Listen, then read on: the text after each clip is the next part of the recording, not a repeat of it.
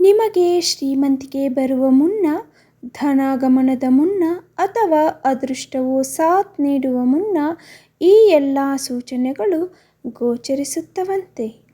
ಆ ಸೂಚನೆಗಳಾವುವು? ಶ್ರೀಮಂತರಾಗುವ ಮುನ್ನ ಯಾವೆಲ್ಲ ಲಕ್ಷಣಗಳು ಕಂಡುಬರುತ್ತವೆ ಎಂಬುದನ್ನು ಈ ವಿಡಿಯೋದಲ್ಲಿ ನಿಮಗೆ ತಿಳಿಸ್ತೀನಿ. ಬನ್ನಿ ಫ್ರೆಂಡ್ಸ್. ಮೊದಲನೆಯದಾಗಿ, ಮನೆಯಲ್ಲಿ ಪಕ್ಷಿಗಳು ಪೂರ್ವ ಅಥವಾ ಉತ್ತರ ದಿಕ್ಕಿನಲ್ಲಿ ಗೂಡು ಕಟ್ಟುವುದು. ಎರಡನೆಯದಾಗಿ, ಬೆಳಗ್ಗೆ ಹಸು ಮನೆ ಬಾಗಿಲಿಗೆ ಬಂದು ಕೂಗುತ್ತಿದ್ದರೆ ಅದನ್ನು ದೇವರ ಆಶೀರ್ವಾದ ಎಂದು ಭಾವಿಸಿ ಹಸುವಿಗೆ ರೊಟ್ಟಿ ಅಥವಾ ಪಾಲಕನ್ನು ತಿನ್ನಲು ನೀಡಬೇಕು. ಇದರರ್ಥ ಲಕ್ಷ್ಮೀ ದೇವಿಯೇ ಬಂದು ನಿಮ್ಮ ಮನೆ ಬಾಗಿಲು ತಟ್ಟಿದ್ದಾಳೆ ಎಂದರ್ಥ. ಮೂರನೆಯದಾಗಿ, ತುಳಸಿ ಗಿಡವು ನಿಮ್ಮ ಮನೆಯಲ್ಲಿ ತುಂಬ ದಟ್ಟವಾಗಿ ಮತ್ತು ಹಸಿರಾಗಿದ್ದರೆ ಆ ಸಂದರ್ಭದಲ್ಲಿ ನಿಮ್ಮ ಮನೆಯಲ್ಲಿ ಸಂತೋಷ, ಸಂಪತ್ತು ಮತ್ತು ಸಮೃದ್ಧಿಯು ಬರುತ್ತದೆ ಎಂದು ನಂಬಬೇಕು. ನಾಲ್ಕನೆಯದಾಗಿ, ನಿಮ್ಮ ಕನಸಿನಲ್ಲಿ ಪೊರಕೆ, ಗೂಬೆ, ಆನೆ, ನವಿಲು, ಶಂಖ, ಬಾಳೆಹಣ್ಣು ಅಥವಾ ಹಲ್ಲಿಯನ್ನು ಕಂಡರೆ ಶ್ರೀಮಂತರಾಗುವ ನಿಮ್ಮ ಕನಸು ಶೀಘ್ರದಲ್ಲೇ ಈಡೇರಲಿದೆ ಎಂದು ಭಾವಿಸಿ. ಐದನೆಯದಾಗಿ, ಬೆಳಗ್ಗೆ ಮನೆಯಿಂದ ಕಚೇರಿಗೆ ಹೋಗುವಾಗ ಅಥವಾ ಬೇರೆ ಕೆಲಸದ ಮೇಲೆ ಆಚೆ ಹೋಗುವಾಗ ಪ್ರತಿದಿನ 5 ದಿನ ಯಾರಾದರೂ ಗುಡಿಸುವುದನ್ನು ನೀವು ನೋಡಿದರೆ ಈಗ ನಿಮ್ಮ ಎಲ್ಲ ತೊಂದರೆಗಳು ದೂರವಾಗಲಿವೆ.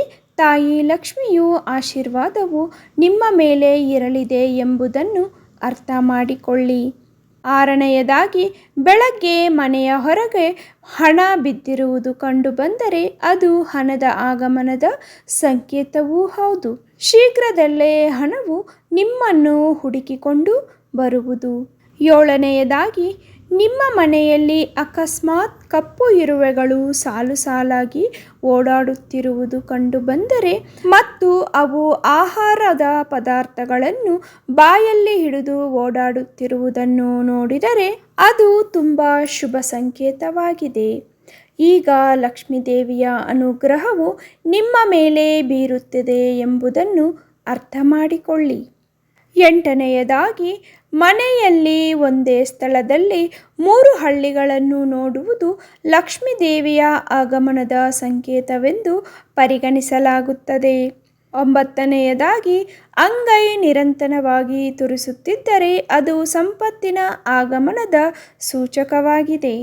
ಹತ್ತನೆಯದಾಗಿ, ಕನಸಿನಲ್ಲಿ ಹಳದಿ ಅಥವಾ ಕೆಂಪು ಹೂಗಳನ್ನು ನೋಡುವುದು ಸಂಪತ್ತು ಪ್ರಾಪ್ತಿಯ ಸಂಕೇತವೆಂದು ಪರಿಗಣಿಸಲಾಗುತ್ತದೆ. 11ನೆಯದಾಗಿ, ಕನಸಿನಲ್ಲಿ ದೇವಾಲಯವನ್ನು ನೋಡುವುದು ಸಂಪತ್ತು ಮತ್ತು ಆಧ್ಯಾತ್ಮಿಕ ಪ್ರಗತಿಯ ಸಂಕೇತವಾಗಿದೆ. 12ನೆಯದಾಗಿ, ಕನಸಿನಲ್ಲಿ ಕೆಂಪು ಸೀರೆಯುಟ್ಟ ಮಹಿಳೆಯನ್ನು ನೋಡುವುದು ಲಕ್ಷ್ಮೀ ದೇವಿಯ ಸಂಕೇತವೆಂದು ಹೇಳಲಾಗುತ್ತದೆ. 13ನೆಯದಾಗಿ, ಎತ್ತರದ ಸ್ಥಳವನ್ನು ಏರುತ್ತಿರುವಂತೆ ಕನಸು ಬಿದ್ದರೆ ಅದು ಪ್ರಗತಿ ಮತ್ತು ಯಶಸ್ಸಿನ ಸಂಕೇತವಾಗಿರುತ್ತದೆ. 14ನೆಯದಾಗಿ, ನೀವು ಬೆಳಗ್ಗೆ ಶಂಖದ ಮಧುರವಾದ ಧ್ವನಿಯನ್ನು ಕೇಳಿದರೆ ಅದು ತುಂಬ ಮಂಗಳಕರವಾದ ಸೂಚನೆಯಾಗಿದೆ. 15ನೆಯದಾಗಿ, ಮನೆಯಲ್ಲಿ ಗೆಜ್ಜೆ ಶಬ್ದ ಕೇಳಿಸುವುದು ತುಂಬ ಮಂಗಳಕರ ಮತ್ತು ಲಕ್ಷ್ಮೀ ದೇವಿಯ ಆಗಮನವನ್ನು ಸೂಚಿಸುತ್ತದೆ. 16ನೆಯದಾಗಿ, ರಸ್ತೆಯಲ್ಲಿ ನಡೆದುಕೊಂಡು ಹೋಗುವಾಗ ನಾಣ್ಯಗಳು ಸಿಗುವುದು. 16ನೆಯದಾಗಿ, ಮನೆಯಲ್ಲಿ ಕುಂಕುಮದ ವಾಸನೆ ಬರುವುದು. ಕುಂಕುಮ ಚೆಲ್ಲದಿದ್ದರೂ ಮನೆಯಲ್ಲಿ ಕುಂಕುಮ ವಾಸನೆ ಬರುವುದು. 17ನೆಯದಾಗಿ, ಕನಸಿನಲ್ಲಿ ಅರಿಶಿನ ಮತ್ತು ಕುಂಕುಮ ಕಾಣಿಸುವುದು ಲಕ್ಷ್ಮಿಯ ಆಗಮನವನ್ನು ಸೂಚಿಸುತ್ತದೆ.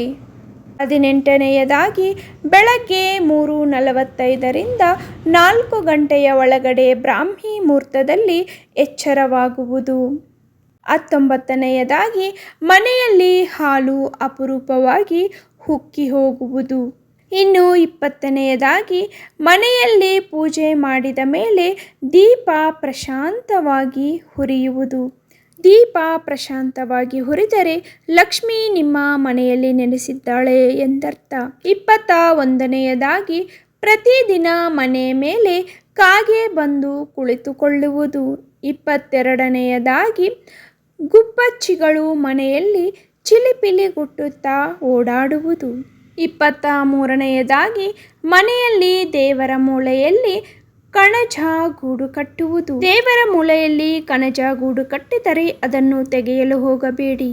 24ನೇಯದಾಗಿ ಕನಸಿನಲ್ಲಿ ಭಾರೀ ಮಳೆಯಾಗುತ್ತಿರುವುದನ್ನು ನೀವು ನೋಡಿದರೆ ಅಥವಾ ಬಾವಿಯಿಂದ ನೀರು ಸೇದುವುದನ್ನು ನೀವು ನೋಡಿದರೆ ಶೀಘ್ರದಲ್ಲೇ ನೀವು ಎಲ್ಲಿಂದಲಾದರೂ ಹಣವನ್ನು ಪಡೆಯುತ್ತೀರಿ. ಇದಲ್ಲದೆ ನೀವು ನದಿ ಅಥವಾ ಸಾಗರವನ್ನು ನೋಡಿದರೆ ಅಥವಾ ನೀವೇ ಈಜುವುದನ್ನು ನೀವು ನೋಡಿದರೆ ಅದನ್ನು ಅದೃಷ್ಟ ಮತ್ತು ಸಂಪತ್ತಿನ ಸಂಕೇತವೆಂದು ಪರಿಗಣಿಸಲಾಗುತ್ತದೆ. 25ನೇಯ ಸೂಚನೆ, ಬಿಳಿ ಬಣ್ಣವು ಸಾಮಾನ್ಯವಾಗಿ ಶಾಂತಿ ಮತ್ತು ಸಮೃದ್ಧಿಗೆ ಸಂಬಂಧಿಸಿದೆ.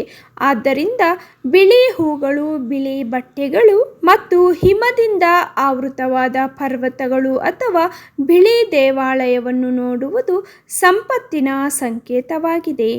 26ನೇಯ ಸೂಚನೆ, ನೀವು ಯಾವುದಾದರೂ ಒಳ್ಳೆಯ ಕೆಲಸಕ್ಕೆ ಹೋಗುವಾಗ ನಾಯಿಯನ್ನು ನೋಡಿದರೆ ಹಾಗೂ ಶನಿವಾರದಂದು ನಾಯಿ ನಿಮ್ಮ ಬಳಿಯೇ ಓಡಾಡುತ್ತಿದ್ದರೆ ನೀವು ಶನಿಯ ಕೃಪೆಯಿಂದ ಶ್ರೀಮಂತರಾಗುತ್ತೀರಿ ಎನ್ನಲಾಗುತ್ತದೆ.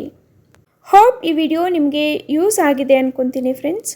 ಯೂಸ್ ಆಗಿದ್ರೆ please like, share and subscribe to the channel. For more videos please visit to the channel. Thank you for watching. ಮತ್ತೊಂದು ಯೂಸ್ಫುಲ್ ವಿಡಿಯೋದೊಂದಿಗೆ ಮತ್ತೆ ಭೇಟಿಯಾಗೋಣ. ಅಲ್ಲಿವರೆಗೂ ಆಲ್ವೇಸ್ ಕೀಪ್ ಸ್ಮೈಲಿಂಗ್.